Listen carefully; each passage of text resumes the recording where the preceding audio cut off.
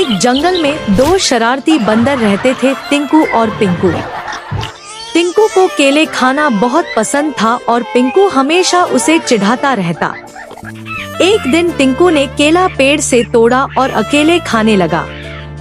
पिंकू ने चालाकी से उसके पीछे से आकर केला छीन लिया और भाग गया। टिंकू गुस्से में उसके पीछे दौड़ा।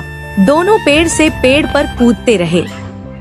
आखिरकार पिंकू फिसलकर केले के छिलके पर गिर गया। टिंकू ने हंसते हंसते कहा, देखा, चोरी कभी सफल नहीं होती। दोनों फिर साथ हंसते हुए केले बांटकर खाने लगे।